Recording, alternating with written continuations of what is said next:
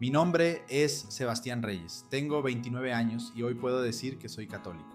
Pero hace apenas un año, esas palabras me habrían parecido una traición, un escándalo, una blasfemia imperdonable. Porque yo nací, crecí y me formé en la Asamblea de Dios Pentecostés de Querétaro, como hijo del pastor Ezequiel Reyes, un hombre cuyo nombre resuena con respeto en toda la región. Mi padre es un gigante espiritual para muchos, un guerrero de la fe, un defensor incansable de lo que él llama el Evangelio puro. Y yo, Sebastián, era su orgullo, su primogénito, el heredero natural de su ministerio. Era el joven que memorizaba escrituras con facilidad asombrosa, el líder juvenil que predicaba con fuego, el ejemplo perfecto de lo que significa crecer en la doctrina de la sola escritura, la sola fe, la sola gracia. Crecí respirando el aire de esa congregación. Mis primeros recuerdos no son de juguetes ni de caricaturas, sino de los bancos de madera de nuestro templo, del olor a Biblias nuevas, del sonido de las alabanzas cantadas con palmas y panderos. Mi infancia transcurrió entre cultos dominicales que duraban 3 horas, vigilias de oración que se extendían hasta el amanecer y campamentos juveniles donde nos enseñaban que éramos diferentes, separados, santos. Nos decían que el mundo afuera era territorio enemigo y que la Iglesia Católica, especialmente, era la gran ramera de Babilonia mencionada en el Apocalipsis. Mi padre predicaba contra el catolicismo con una pasión que yo admiraba profundamente. No era odio, me decía a mí mismo, era amor por la verdad. Sus sermones sobre la idolatría mariana eran legendarios en nuestra denominación. Recuerdo perfectamente uno de ellos, cuando yo tenía quizás 12 años. Mi padre subió al púlpito con su Biblia gastada bajo el brazo, la colocó sobre el atril de madera y nos miró a todos con esos ojos penetrantes que parecían ver hasta el fondo del alma. Hermanos, comenzó con voz grave. Hoy quiero hablarles de un engaño que ha cautivado a millones. Un engaño disfrazado de devoción, una trampa del enemigo envuelta en oraciones y rosarios. Quiero hablarles de María.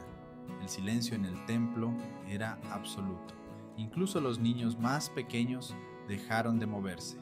María, continuó, fue una mujer bendita, escogida por Dios para traer al mundo a nuestro Salvador. Eso nadie lo niega. Pero la Iglesia Católica ha hecho de ella algo que nunca fue y nunca será. Una mediadora, una intercesora, casi una diosa. Y eso, hermanos, es abominación. Yo escuchaba cada palabra con los ojos muy abiertos, sintiendo crecer dentro de mí una mezcla de indignación y orgullo. Indignación por lo que mi padre describía como blasfemia católica y orgullo de pertenecer a una iglesia que conocía la verdad. Dice la palabra en 1 de Timoteo, capítulo 2, versículo 5, porque hay un solo Dios y un solo mediador entre Dios y los hombres, Jesucristo hombre. ¿Lo escucharon? Un solo mediador. No María, no Pedro, no ningún santo muerto, solo Jesús.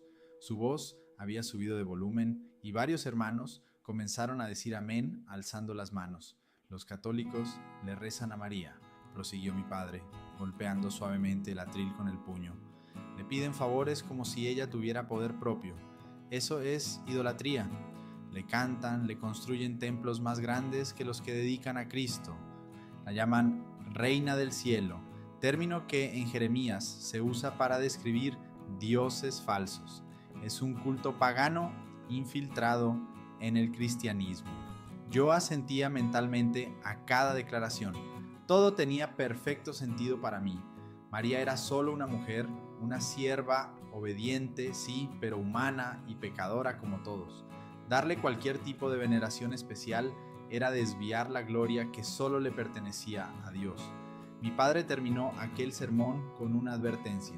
Hermanos, si alguno de ustedes tiene familiares católicos, ámenlos, pero no se dejen engañar por sus tradiciones. La salvación está en Cristo solamente.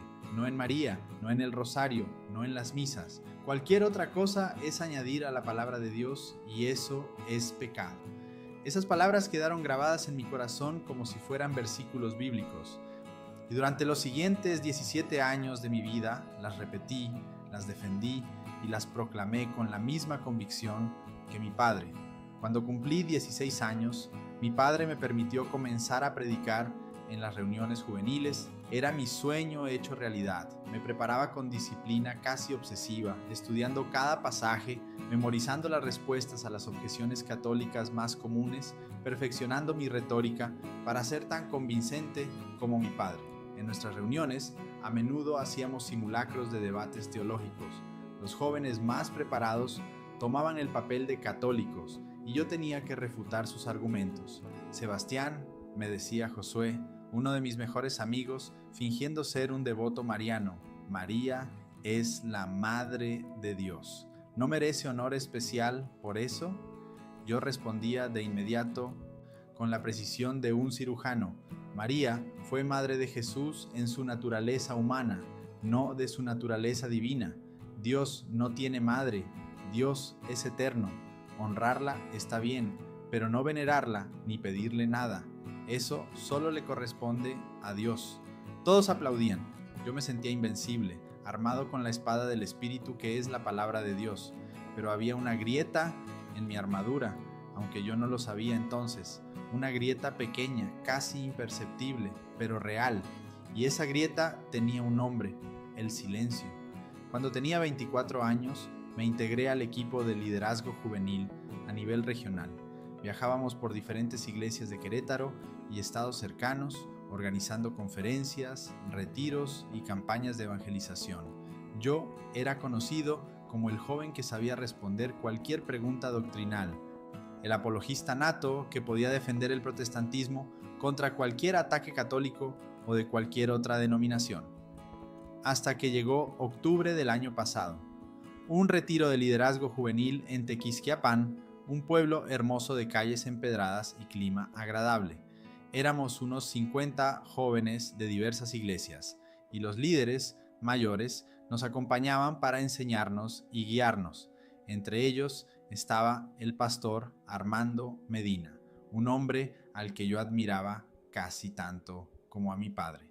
El pastor Armando tenía más de 40 años de ministerio, había plantado iglesias, había evangelizado en zonas rurales difíciles, había formado a decenas de pastores jóvenes. Su cabello completamente blanco y sus manos curtidas por los años eran testimonio de una vida dedicada al servicio de Dios. Cuando predicaba, todos guardábamos silencio, porque sus palabras tenían el peso de la experiencia y la unción evidente del Espíritu Santo. Ese sábado por la tarde, después del culto principal, nos dieron tiempo libre antes de la cena.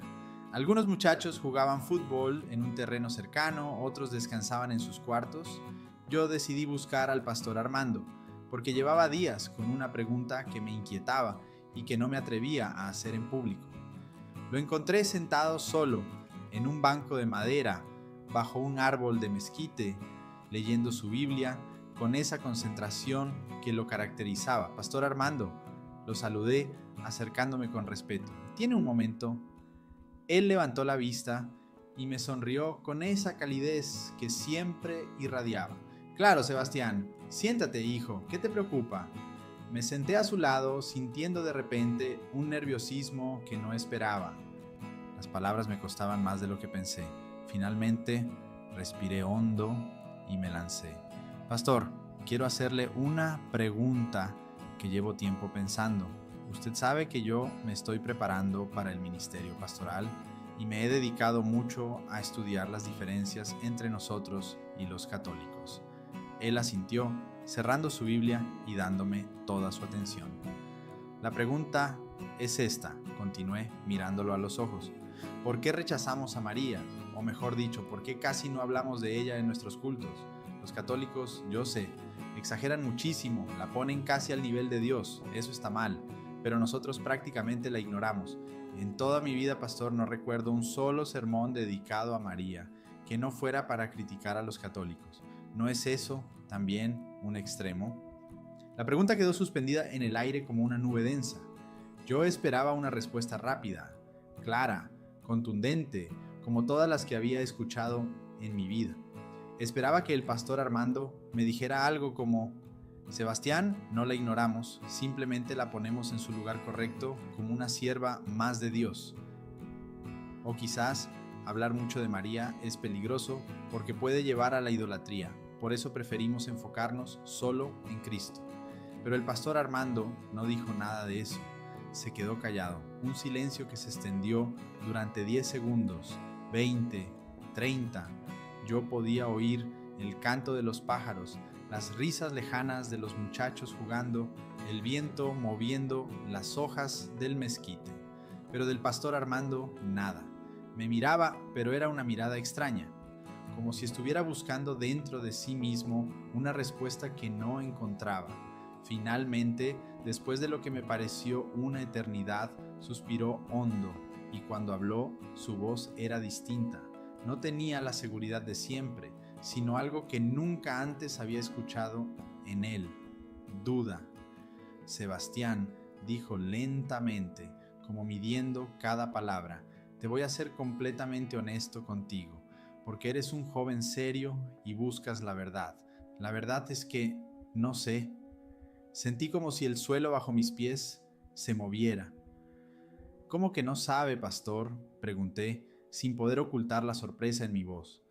Él bajó la mirada, mirando sus manos arrugadas que sostenían la Biblia.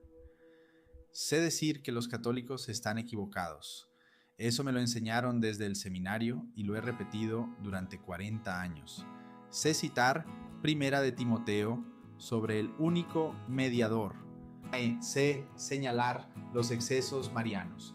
Pero si me preguntas exactamente qué dice la Biblia sobre María, más allá de los pasajes que todos conocemos de memoria, si me preguntas qué papel le dio Dios realmente en la historia de la salvación, qué significa que el ángel la llamara llena de gracia, qué implica que Isabel dijera bendita tú entre las mujeres, qué quiso decir Jesús cuando la entregó a Juan al pie de la cruz. Hizo una pausa y su voz se quebró un poco.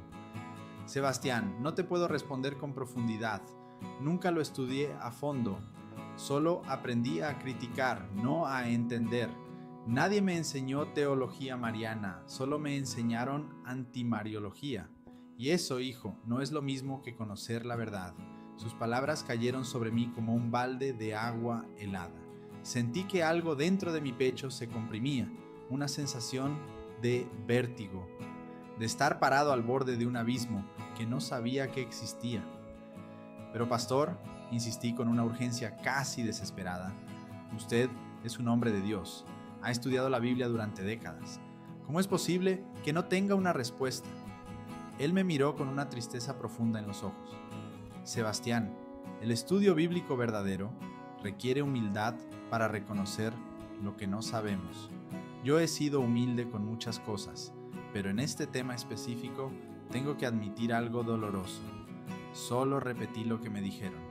Aprendí a atacar una posición sin realmente comprenderla. Y cuando haces eso, cuando criticas algo sin estudiarlo honestamente, lo que tienes no es conocimiento, es prejuicio. El pastor Armando puso su mano sobre mi hombro. Hijo, la pregunta que me haces es buena, muy buena, y merece una respuesta mejor de la que yo puedo darte. Te animo a que la busques tú mismo. Estudia los evangelios con ojos nuevos. Lee a los padres de la iglesia primitiva, a los que vivieron en los primeros siglos, cuando todavía no había protestantismo ni catolicismo como los conocemos. Y sobre todo, ora, pídele a Dios que te muestre la verdad, aunque esa verdad te incomode. Luego se levantó, me dio un abrazo paternal y se fue caminando lentamente hacia los dormitorios, dejándome solo bajo el mezquite con un huracán de pensamientos en la cabeza. Esa noche no pude dormir, me quedé en mi cama del retiro, mirando el techo de madera, reproduciendo una y otra vez la conversación con el pastor Armando. No sé, solo repetí lo que me dijeron. Aprendí a criticar, no a entender. Esas frases giraban en mi mente como un disco rayado. Si el pastor Armando, con 40 años de ministerio, no podía responder mi pregunta, ¿qué significaba eso? ¿Que nuestra posición sobre María era superficial? ¿Que habíamos construido una doctrina entera sobre la crítica sin realmente comprender lo que criticábamos? El domingo regresé a casa en silencio. Mis compañeros de viaje notaron que estaba callado, pero no pregunté nada. ¿Cómo iba a explicarles la tormenta que había dentro de mí? Durante los siguientes días, traté de seguir con mi rutina normal.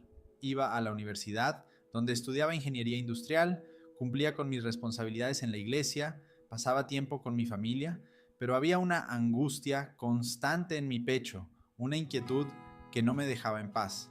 Finalmente, una semana después del retiro, tomé una decisión. Iba a hacer lo que el pastor Armando me había sugerido. Iba a estudiar a María por mí mismo. No para criticarla, no para atacar el catolicismo, sino para entender realmente lo que la Biblia decía sobre ella. Esa decisión, que en ese momento me pareció simplemente un ejercicio académico de búsqueda de la verdad, terminaría cambiando mi vida para siempre. Comencé mi investigación con la misma metodología que usaba para cualquier estudio bíblico: papel, pluma, concordancia y oración. Decidí leer todos los pasajes del Nuevo Testamento donde apareciera María, pero esta vez sin los lentes críticos que siempre había usado, sin buscar confirmar lo que ya creía, sino simplemente dejando que el texto hablara. Empecé con Lucas capítulo 1. Lo había leído cientos de veces en mi vida, pero ahora cada palabra parecía saltar de la página con una fuerza nueva. En el 6º mes, el ángel Gabriel fue enviado por Dios a una ciudad de Galilea llamada Nazaret, a una virgen desposada con un varón que se llamaba José, de la casa de David, y el nombre de la virgen era María. Hasta ahí, nada extraordinario. Pero entonces llegó el versículo 28, y fue como si lo leyera por primera vez. Y entrando el ángel en donde ella estaba, dijo: Salve, muy favorecida, el Señor es contigo, bendita tú entre las mujeres. Me detuve. Muy favorecida. En griego, la palabra es kecharitomene, que literalmente significa llena de gracia o la que ha sido llena de gracia.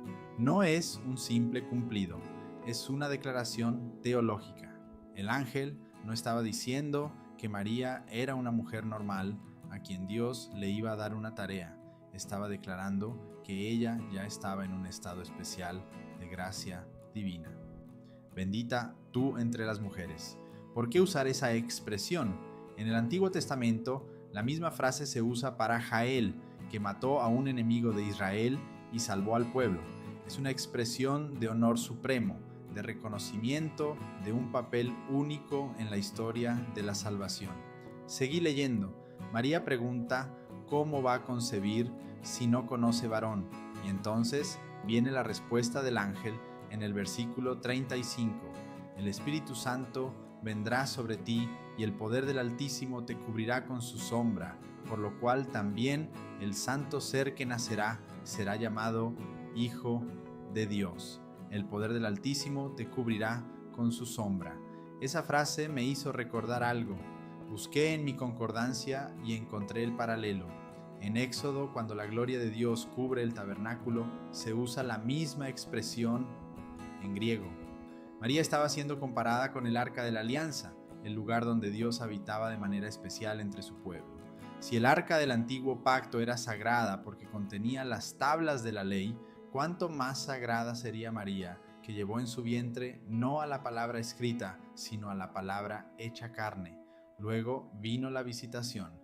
María va a visitar a su prima Isabel, y en el momento en que se saludan, el Espíritu Santo llena a Isabel, quien exclama: Bendita tú entre las mujeres, y bendito el fruto de tu vientre. ¿Por qué se me concede esto a mí, que la madre de mi Señor venga a mí? Subrayé esa última frase, la madre de mi Señor. Isabel llama a María la madre de mi Señor, y la palabra que usa para Señor es Kyrios, el mismo término que se usa en la Biblia griega para referirse a Dios. Isabel, llena del Espíritu Santo, Estaba declarando que María era la Madre de Dios, no en el sentido de que Dios tuviera origen, sino en el sentido de que la persona que ella llevaba en el vientre era plenamente divina. Y entonces vino el versículo que me partió el alma. Lucas 1, versículo 48. Las palabras de María en su cántico de alabanza, el Magnificat, porque ha mirado la bajeza de su sierva, pues he aquí, desde ahora me dirán, bienaventurada, todas las generaciones. Todas las generaciones me dirán, bienaventurada.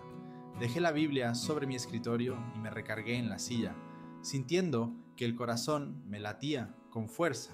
Esa profecía era clara, directa, imposible de ignorar.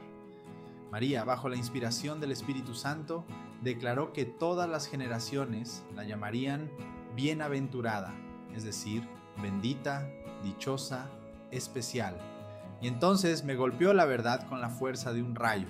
Nosotros, en nuestra iglesia, no llamábamos bienaventurada a María, nunca. La mencionábamos solo de pasada en la historia del nacimiento de Jesús en Navidad, y el resto del año prácticamente la ignorábamos.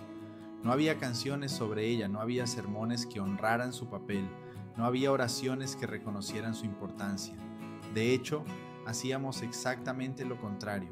La minimizábamos, la reducíamos a solo una mujer más. Evitábamos cualquier cosa que pudiera parecer católica.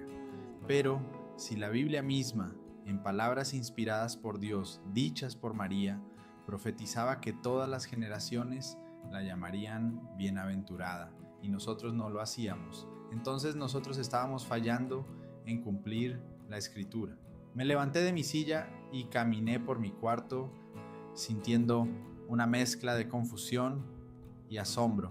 ¿Cómo era posible que nunca hubiera visto esto antes? ¿Cómo era posible que nadie me lo hubiera señalado? Los días siguientes continué mi estudio con una intensidad casi obsesiva. Leí el relato de las bodas de Caná en Juan, capítulo 2. Allí, cuando se acaba el vino, María va a Jesús y simplemente le dice: «¿No tienen vino?». Jesús responde: «¿Qué tienes conmigo, mujer? Aún no ha venido mi hora». Pero entonces, y esto es lo que siempre me había parecido extraño, María ignora esa respuesta y les dice a los sirvientes: «Haced todo lo que Él os dijere». Y Jesús, a pesar de haber dicho que su hora no había llegado, hace el milagro. ¿Qué significaba eso? Significaba que María tenía una influencia especial con Jesús. Significaba que cuando ella intercedía, cuando ella presentaba una necesidad, Jesús respondía incluso anticipando su tiempo. No porque María tuviera poder propio, sino porque Jesús honraba a su madre de una manera única. Y entonces leí Juan 19, versículos 26 y 27. Jesús está en la cruz, viviendo los últimos momentos de su agonía, cargando los pecados del mundo. Y en ese momento crucial, en lugar de enfocarse solo en su sufrimiento, hace algo extraordinario. Cuando vio Jesús a su madre y al discípulo a quien él amaba, que estaba presente, dijo a su madre: «Mujer, he ahí tu hijo». Después dijo al discípulo: «He ahí tu madre», y desde aquella hora el discípulo la recibió en su casa. Jesús no solo estaba encargando el cuidado físico de su madre a Juan. Si ese fuera el caso, ¿por qué usar esas palabras tan formales y solemnes en medio de la crucifixión? ¿Por qué decir: «Mujer, he ahí tu hijo», en lugar de simplemente pedirle a Juan que cuidara de María? No, esto era algo más profundo. Jesús estaba estableciendo una relación espiritual. María se convertía en madre de Juan, y Juan representaba a todos los discípulos, a toda la iglesia. Jesús nos estaba dando a su madre como nuestra madre espiritual, y si Juan la recibió en su casa, ¿no deberíamos nosotros hacer lo mismo? Pero nosotros la habíamos rechazado, nosotros habíamos cerrado la puerta de nuestra casa espiritual a la madre que Jesús nos había dado desde la cruz. Mi angustia crecía día tras día. Compartía mis descubrimientos con algunos amigos de confianza en la iglesia, esperando que ellos pudieran darme respuestas que calmaran mi inquietud. Pero las respuestas que recibí solo aumentaron mi confusión. «Sebastián, hermano», me dijo Daniel, uno de mis mejores amigos del grupo juvenil, «ten cuidado con por dónde caminas. El diablo puede usar hasta la Biblia para confundirnos. Claro que María es bendita, pero eso no significa que podamos rezarle o venerarla. Eso sigue siendo idolatría. Pero Daniel, le respondí, yo no estoy diciendo que debamos rezarle, solo estoy diciendo que tal vez nosotros hemos ido al otro extremo, ignorándola completamente. La Biblia dice que todas las generaciones la llamarán bienaventurada. ¿Lo estamos haciendo nosotros? Daniel me miró con preocupación. Hermano, creo que estás pensando demasiado. No compliques las cosas. La salvación es por fe en Cristo solamente. Eso es lo único que importa. Pero yo ya no podía dejarlo así. La verdad es que había abierto una puerta que no podía cerrar. Y lo que encontré del otro lado me asustaba y me fascinaba al mismo tiempo. Pasaron 2 meses desde mi conversación con el pastor Armando. 2 meses de estudio intenso, de noches sin dormir, de orar, pidiéndole a Dios claridad. Y entonces, una noche de diciembre, tomé una decisión que me aterraba. Iba a ir a una iglesia católica y hablar con un sacerdote. La iglesia católica más cercana a mi casa era la parroquia de San Juan de los Lagos, una construcción colonial hermosa con una fachada de cantera rosa y un campanario alto. Había pasado frente a ella 1000 veces en mi vida, siempre con una mezcla de curiosidad y desprecio. Era el territorio enemigo, el templo de la idolatría, el lugar donde se adoraba a María en vez de a Cristo, o al menos eso me habían enseñado. Esa tarde de viernes, con el corazón latiéndome con fuerza, empujé la puerta de madera tallada y entré por primera vez en mi vida a una iglesia católica. El interior me sorprendió. No era oscuro ni tenebroso como me lo había imaginado. La luz del atardecer entraba por los vitrales de colores, creando manchas de luz azul, roja y dorada sobre las bancas de madera. El olor a incienso flotaba en el aire, dulce y penetrante, y al frente, sobre el altar, había un crucifijo enorme con un Cristo sufriente, tan realista que casi podía sentir su dolor. Había unas cuantas personas dispersas por la iglesia, algunas arrodilladas en las bancas, otras de pie frente a imágenes de santos, una señora mayor que movía los labios en oración silenciosa con un rosario entre las manos. Nadie me prestó atención. Yo me senté en una banca del fondo, sin saber muy bien qué hacer. Pasaron unos minutos, observé a la gente. Traté de entender qué hacían, cómo oraban. No había música fuerte, no había predicación, no había emoción visible, solo silencio, velas encendidas y oración. Era tan diferente de todo lo que conocía. Entonces vi a un hombre mayor, vestido con sotana negra, caminar por un pasillo lateral. Decidí que era ahora o nunca. Me levanté y me acerqué a él. «Disculpe», dije con voz temblorosa, «¿es usted sacerdote?». Él se volteó y me sonrió con amabilidad. Era un hombre de unos 60 años, con cabello gris, lentes y un rostro bondadoso. «Sí», dijo, «soy el padre Gerardo. ¿En qué puedo ayudarte?». Tragué saliva. «Padre, yo no soy católico. Vengo de una iglesia protestante, pero tengo algunas preguntas sobre María y pensé que usted podría ayudarme». El padre Gerardo me miró con interés y sin ninguna sombra de juicio en sus ojos. «Por supuesto, ven, vamos a mi oficina donde podamos hablar con calma». Lo seguí por un pasillo hasta una pequeña oficina con paredes llenas de libros, un escritorio de madera y un crucifijo en la pared. Me ofreció asiento y él se sentó frente a mí. «Bueno, Sebastián», dijo después de que me presentara, «cuéntame qué es lo que te inquieta». Y entonces, por primera vez desde que comenzó toda esta búsqueda, abrí mi corazón completamente.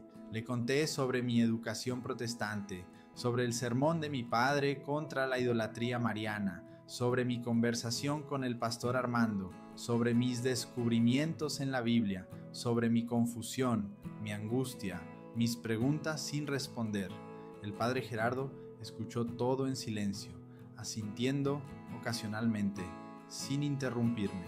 Cuando terminé, se recargó en su silla y me miró con esos ojos sabios que parecían comprender exactamente lo que yo estaba viviendo. Sebastián comenzó con voz calmada: lo primero que quiero que sepas es que los católicos no adoramos a María. Eso es un malentendido enorme que causa mucha división entre cristianos. Adoración, en el sentido estricto, solo se le da a Dios. Lo que nosotros hacemos con María es veneración, que es algo completamente diferente. ¿Pero cuál es la diferencia?, pregunté. Adoración es reconocer que alguien es Dios, es darle el culto supremo que solo le corresponde a Él. Veneración es honrar a alguien por su papel en la historia de la salvación, es respetarlo y amarlo, pero siempre reconociendo que es una criatura de Dios, no Dios mismo. Es como honrar a tu madre terrenal: la amas, la respetas, le pides consejos, pero no la adoras como si fuera Dios. La analogía me hizo sentido. El padre Gerardo continuó: cuando los católicos le pedimos a María que ore por nosotros, no estamos diciendo que ella tiene poder propio para salvarnos o perdonarnos. Estamos pidiendo su intercesión, exactamente igual que cuando tú le pides a un hermano de tu iglesia que ore por ti. ¿Hay algo malo en eso? Me quedé pensando. No hay nada malo en pedirle a alguien que ore por mí. Pero María está muerta, padre. Ella no puede escucharnos. El padre Gerardo sonrió. Ahí está el otro malentendido, Sebastián. María no está muerta. Su cuerpo murió, sí, pero ella está viva en el cielo. Jesús mismo lo dijo: Dios no es Dios de muertos, sino de vivos. Los santos en el cielo están más vivos que nosotros, porque están en la presencia plena de Dios. Y si ellos están vivos, pueden orar por nosotros. De hecho, el libro de Apocalipsis nos muestra a los santos en el cielo presentando las oraciones de los creyentes ante Dios. Saqué mi celular y busqué el pasaje. Apocalipsis 5, versículo 8. Y cuando hubo tomado el libro, los 4 seres vivientes y los 24 ancianos se postraron delante del Cordero. Todos tenían arpas y copas de oro llenas de incienso, que son las oraciones de los santos. ¿Ves?, dijo el padre Gerardo. Los santos en el cielo presentan nuestras oraciones a Dios. Son intercesores, y si todos los santos pueden interceder, ¿cuánto más María, que es la madre de Jesús? Pero Primera de Timoteo dice que hay un solo mediador. Objeté repitiendo el argumento que había escuchado toda mi vida. Correcto, respondió el padre con paciencia. Hay un solo mediador en el sentido de que solo Jesucristo, por su muerte y resurrección, nos reconcilió con Dios. Nadie más pudo hacer eso, pero eso no significa que no pueda haber intercesores secundarios que presenten nuestras oraciones a Cristo. Tú mismo eres mediador cuando oras por alguien. ¿Estás compitiendo con Cristo?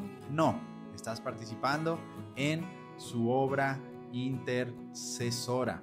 Todo lo que decía tenía lógica, una lógica que mi teología protestante nunca había considerado. Hablamos durante casi 2 horas. El padre Gerardo me explicó la doctrina de la comunión de los santos, el papel de María como la nueva Eva, la Inmaculada Concepción, la Asunción, el significado del rosario. El rosario, me dijo, no es repetición vana, como piensan muchos protestantes, es meditación en los misterios de la vida de Cristo. Cada Ave María es una petición sencilla. Santa María, Madre de Dios, ruega por nosotros. No le estamos pidiendo que nos salve, solo que ore por nosotros. Y mientras repetimos esa oración, meditamos en eventos como la Anunciación, el nacimiento de Jesús, su pasión, su resurrección. Es una manera de contemplar todo el Evangelio con María a nuestro lado, así como ella estuvo al lado de Jesús. Cuando salí de esa oficina, el sol ya se había puesto. Caminé por las calles de Querétaro en una especie de trance, procesando todo lo que había escuchado. Llegué a mi casa y me encerré en mi cuarto. Me arrodillé junto a mi cama, como había hecho desde niño. Pero esta vez, mi oración fue diferente. Dios, susurré con la voz quebrada, necesito que me muestres la verdad. Si todo lo que me enseñaron está bien, confirma mi fe. Pero si hay algo que no he visto, si hay algo que me falta, por favor, muéstramelo. no me importa lo que cueste, solo quiero la verdad. Y entonces, con el corazón temblando, hice algo que nunca pensé que haría. Cerré los ojos y pronuncié por primera vez en mi vida las palabras de un Ave María, palabras que había escuchado al Padre Gerardo recitar: Dios te salve María, llena eres de gracia, el Señor es contigo. Bendita tú eres entre todas las mujeres, y bendito es el fruto de tu vientre, Jesús. Santa María, Madre de Dios, ruega por nosotros pecadores, ahora y en la hora de nuestra muerte. Amén. Esperaba sentir culpa, miedo, condenación. Esperaba que Dios me fulminara por haber caído en la idolatría. Pero lo que sentí fue exactamente lo contrario. Sentí paz, una paz profunda, cálida, maternal, que me envolvió como un abrazo. Era como si algo que había estado roto dentro de mí por años finalmente se hubiera reparado. Como si una parte del Evangelio que siempre me había faltado acabara de ser restaurada. Lloré esa noche como no había llorado en años. Lloré de alivio, de asombro, de gratitud, y supe en lo más profundo de mi ser que algo definitivo acababa de cambiar en mi vida. Los días que siguieron fueron una montaña rusa de emociones. Por un lado, sentía una alegría y una paz que nunca había experimentado. Comencé a rezar el Ave María todos los días, tímidamente al principio, luego con más confianza. Volví a visitar al Padre Gerardo varias veces y él me fue enseñando poco a poco la riqueza de la fe católica. Por otro lado, la realidad de lo que esto significaba para mi vida comenzó a golpearme.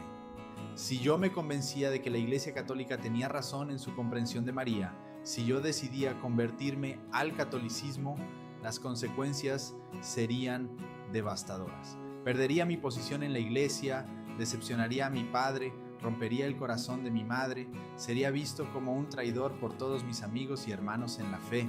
Durante 3 meses viví una doble vida.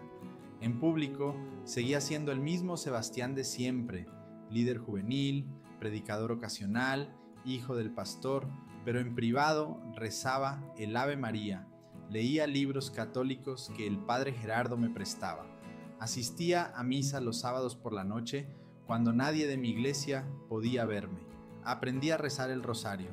El Padre Gerardo me regaló uno sencillo, de cuentas de madera, y me enseñó cómo usarlo. Al principio me sentía extraño, mecánico, repitiendo las mismas palabras una y otra vez. Pero poco a poco, conforme fui meditando en los misterios gozosos, dolorosos, gloriosos y luminosos, el rosario se convirtió en mi ancla espiritual. Cada vez que rezaba sentía la presencia de María de una manera casi tangible. No era una aparición ni nada místico, pero había una sensación clara de que ella estaba allí, intercediendo por mí, llevándome hacia su Hijo. Y lo más asombroso era que mientras más me acercaba a María, más me acercaba a Jesús. Ella no me alejaba de Cristo, como me habían dicho toda mi vida. Al contrario, me llevaba directamente a Él. Leí los evangelios con nuevos ojos. Ahora veía a María no como un personaje secundario que solo aparecía en el pesebre, sino como una figura central en todo el drama de la salvación. La vi en las bodas de Caná, donde su intercesión provocó el primer milagro de Jesús. La vi al pie de la cruz, sufriendo con su Hijo, participando en su sacrificio redentor de una manera única.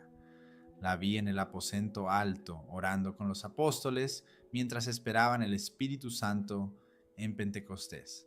También comencé a leer a los padres de la Iglesia, los cristianos de los primeros siglos, que habían aprendido directamente de los apóstoles o de sus discípulos, y lo que descubrí me dejó sin palabras. Desde el siglo II, los cristianos veneraban a María, la llamaban Madre de Dios, Theotokos, pedían su intercesión, creían en su perpetua virginidad. No era una invención medieval, no era una corrupción pagana, era parte de la fe cristiana desde el principio. San Ireneo, en el año 180 de Cristo, llamó a María la nueva Eva, que deshizo el nudo de desobediencia de la primera Eva con su obediencia. San Justino Mártir, San Ignacio de Antioquía, Orígenes, Todos hablaban de María con una reverencia y un amor que mi iglesia protestante nunca me había enseñado. Me di cuenta de que durante 500 años, desde los apóstoles hasta la Reforma, todos los cristianos habían venerado a María. Fue solo con Lutero y los reformadores que esta práctica comenzó a ser cuestionada y eventualmente abandonada por el protestantismo. ¿Era posible que 1500 años de cristianos hubieran estado equivocados y que solo nosotros, los protestantes modernos, tuviéramos razón? La evidencia histórica y bíblica era abrumadora y mi corazón ya lo sabía, aunque mi mente todavía luchaba por aceptar todas las implicaciones. Finalmente, llegó el momento de la verdad. Era marzo, casi un año después de mi conversación con el pastor Armando. Yo ya no podía seguir viviendo en esta doble vida. O volvía completamente a mi fe protestante, abandonaba todas estas ideas católicas y seguía el camino que mi familia esperaba de mí, o daba el paso definitivo y me convertía al catolicismo, aceptando todas las consecuencias. Oré durante días enteros, ayuné, busqué una señal de Dios. Y entonces, una noche, mientras rezaba el rosario en mi cuarto, sentí con absoluta claridad lo que debía hacer. No fue una voz audible, no fue una visión, fue una certeza interior, una paz que sobrepasaba todo entendimiento, una convicción inquebrantable de que la Iglesia Católica era mi hogar. Al día siguiente tomé el teléfono y llamé a mi padre. «Papá», le dije con voz firme pero respetuosa, «necesito hablar contigo y con mamá, es importante». Esa tarde me senté en la sala de mi casa frente a mis padres.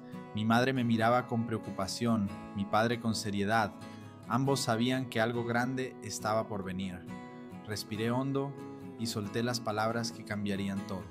«Papá, mamá, he estado estudiando la Biblia y la historia del cristianismo durante meses y he llegado a una conclusión que sé que les va a doler, pero necesito ser honesto. Yo voy a convertirme a la Iglesia Católica». El silencio que siguió fue ensordecedor. Mi madre se llevó las manos a la boca, sus ojos se llenaron de lágrimas. Mi padre me miraba fijamente, como si no pudiera creer lo que acababa de escuchar. «Sebastián», dijo mi padre finalmente, con una voz que temblaba entre el dolor y la ira, ¿entiendes lo que estás diciendo? ¿Entiendes que estás rechazando todo lo que te hemos enseñado? ¿Que estás traicionando la fe de tus padres y de tus abuelos?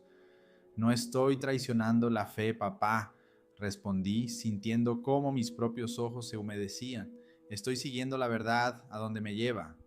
Y la verdad me ha llevado a comprender que la Iglesia Católica no es la enemiga que nos enseñaron que era. Es la iglesia que Cristo fundó sobre Pedro. Es la plenitud de la fe cristiana. «Eso es mentira», gritó mi padre levantándose del sillón. «La Iglesia Católica es una prostituta espiritual. Adoran ídolos, le rezan a los muertos, han añadido tradiciones humanas a la palabra de Dios».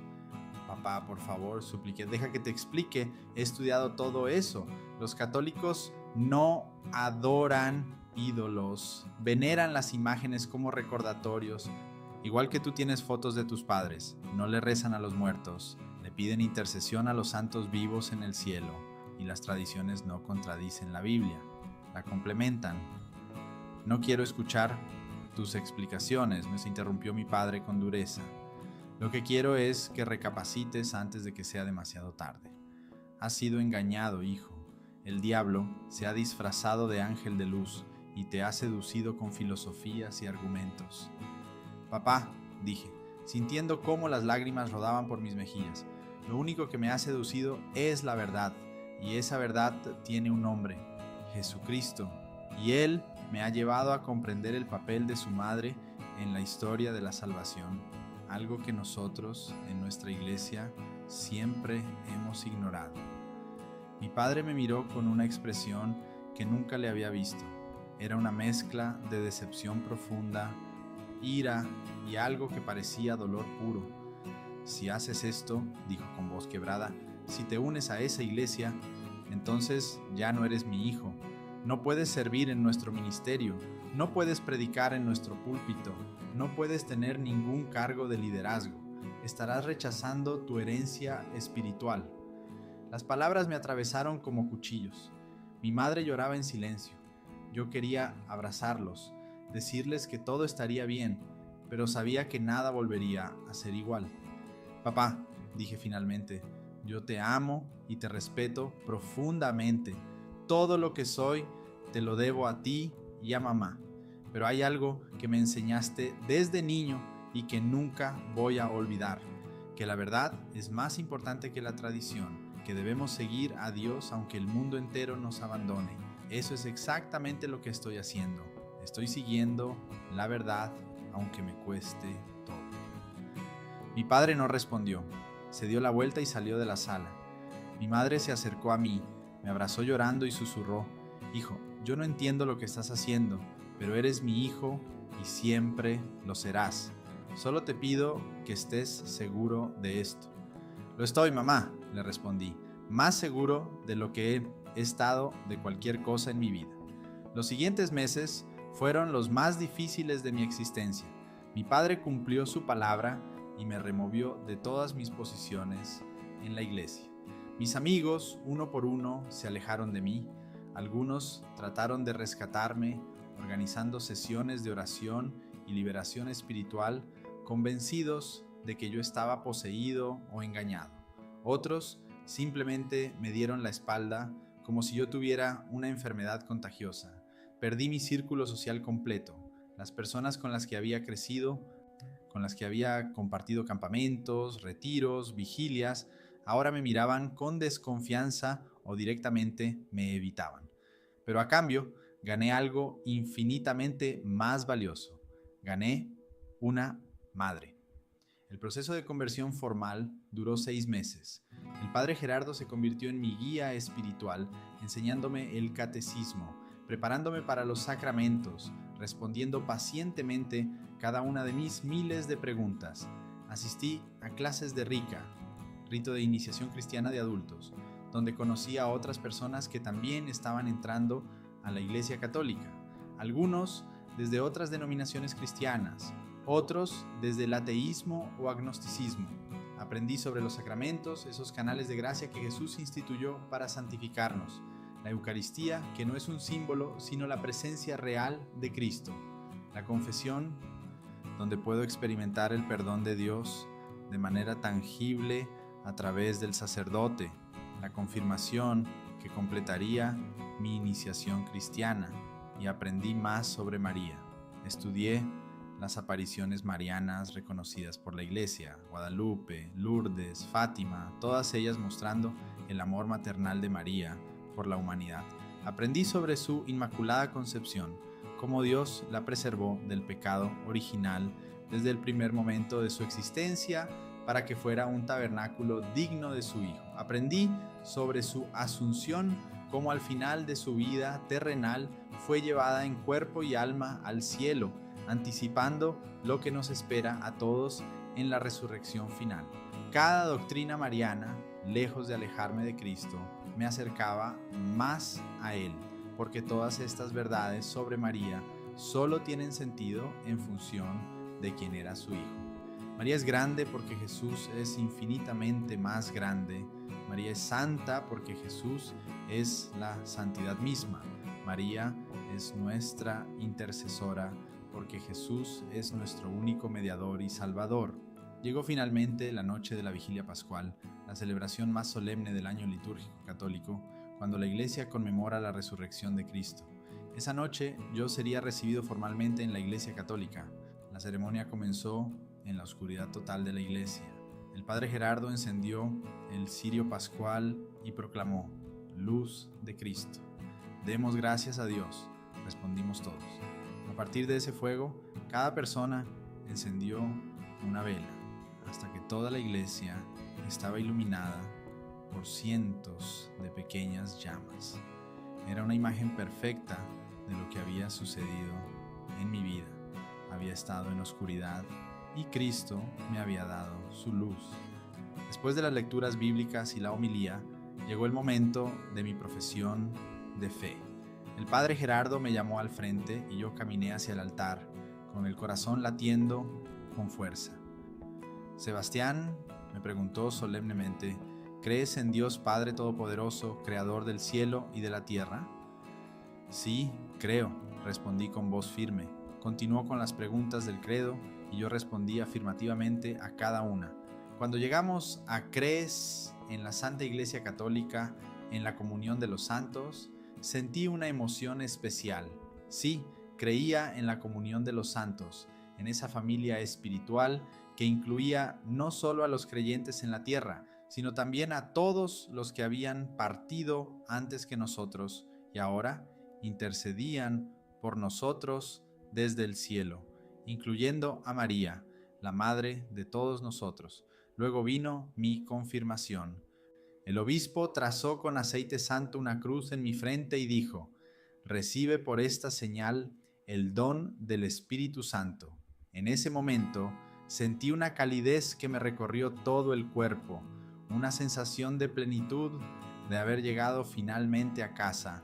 Pero el momento culminante, el momento que había estado esperando durante meses, fue mi primera comunión. Cuando el padre Gerardo elevó la hostia consagrada frente a mí y dijo: el cuerpo de Cristo, yo respondí: amén, con toda mi alma. Y cuando recibí esa hostia en mi lengua y la consumí, experimenté algo que nunca había sentido en mi vida protestante. No era solo un símbolo, no era solo un recordatorio, era Jesús mismo. Su presencia real, su cuerpo, su sangre, su divinidad, todo entrando en mí, haciéndose uno conmigo. Lloré de alegría, de asombro, de gratitud. Este era el banquete celestial, la medicina de inmortalidad, el pan de vida que Jesús prometió en Juan capítulo 6. Después de la misa, muchas personas se acercaron a felicitarme y darme la bienvenida. El padre Gerardo me abrazó con lágrimas en los ojos. Bienvenido a casa, hijo, me dijo. Pero hubo alguien más a quien quise agradecer esa noche. Antes de salir de la iglesia, me acerqué a la estatua de la Virgen María que estaba en una capilla lateral. Me arrodillé frente a ella, saqué mi rosario del bolsillo y susurré: Madre, gracias. Gracias por no abandonarme cuando yo te rechacé durante tantos años. Gracias por interceder por mí, por guiarme hacia tu Hijo, por enseñarme que el verdadero amor siempre nos lleva a Cristo. Ayúdame a vivir esta nueva vida con fidelidad, con humildad y con amor. Sentí de nuevo esa paz maternal que había experimentado la primera vez que recé el Ave María. Y supe que María había escuchado mi agradecimiento. Han pasado ahora 12 meses desde aquella vigilia pascual. Mi vida ha cambiado de maneras que nunca imaginé. Mi relación con mi padre sigue siendo tensa. Él todavía no me habla mucho, aunque mi madre me visita a escondidas y me dice que él ora por mí todos los días, pidiendo que yo vuelva a la verdad. Espero que algún día pueda ver que yo no me alejé de la verdad, sino que la encontré en su plenitud. Perdí muchos amigos, es cierto, pero gané una familia espiritual inmensa. La comunidad de mi parroquia me ha acogido con amor. Participo en grupos de oración, ayudo en la catequesis y he encontrado amistades profundas con personas que comparten mi fe. Y sobre todo, he encontrado una relación con Jesús más íntima y real de lo que nunca tuve en mi vida protestante. Porque ahora no solo leo sobre Él en la Biblia, lo recibo sacramentalmente en cada Eucaristía. Ahora no solo confío en su perdón, lo experimento tangiblemente en cada confesión. Ahora no solo creo en la comunión de los santos, la vivo rezando el rosario y pidiendo la intercesión de María y de todos los santos. El rosario se ha convertido en mi oración favorita. Lo rezo todos los días, a veces completo, a veces solo una parte, dependiendo de mi tiempo. Y cada vez que desgrabo esas cuentas, meditando en los misterios de la vida de Cristo, con María a mi lado, Siento que estoy exactamente donde Dios quiere que esté. Hace unas semanas me encontré por casualidad con el pastor Armando en un centro comercial. Fue un encuentro incómodo al principio. Él sabía de mi conversión y no estaba seguro de cómo reaccionar, pero yo me acerqué a él con respeto y cariño. Pastor Armando, le dije, quiero agradecerle. Él me miró sorprendido. ¿Agradecerme? ¿Por qué? Por su honestidad aquel día en Tequisquiapan, por no darme una respuesta prefabricada cuando me preguntó sobre María, por admitir que no sabía. Esa honestidad me abrió la puerta para buscar la verdad por mí mismo. El pastor Armando me miró largamente y luego, para mi sorpresa, sonrió con tristeza. Sebastián, no sé si hice bien o mal al responderte así, pero te veo ahora y veo paz en tus ojos, veo convicción, no puedo juzgarte, solo puedo orar porque Dios te guíe. Gracias, pastor, le dije, y yo oro por usted también. Nos despedimos con un abrazo y cada uno siguió su camino. Hoy, cuando miro hacia atrás, puedo ver la mano de Dios en cada paso de este viaje. Una pregunta simple, hecha con sinceridad, se convirtió en el catalizador de la transformación más grande de mi vida. Una conversación incómoda con un pastor honesto me llevó a descubrir verdades que habían estado escondidas ante mis ojos durante 27 años. A todos los que lean mi testimonio, especialmente a mis hermanos evangélicos, quiero decirles esto: no tengan miedo de hacer preguntas difíciles, no tengan miedo de buscar la verdad, aunque esa verdad los lleve a lugares inesperados. La verdad auténtica nunca puede dañarnos, solo puede liberarnos.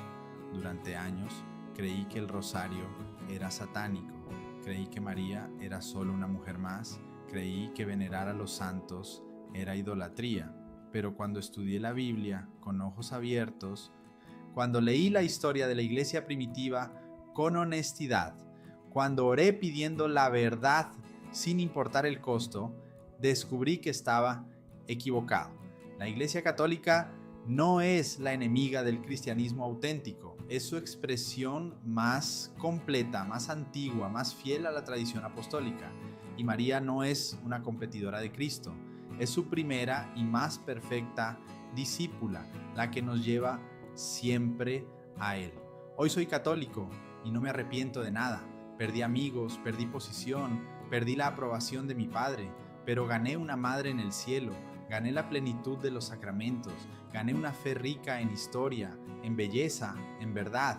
Y cuando me arrodillo cada noche a rezar el rosario, cuando medito en los misterios de la vida de Cristo de la mano de María, cuando recibo a Jesús en la Eucaristía cada domingo, sé con absoluta certeza que la pregunta que hice aquel día en Tequisquiapan no fue la pregunta equivocada, fue la pregunta correcta, hecha al pastor correcto, en el momento correcto.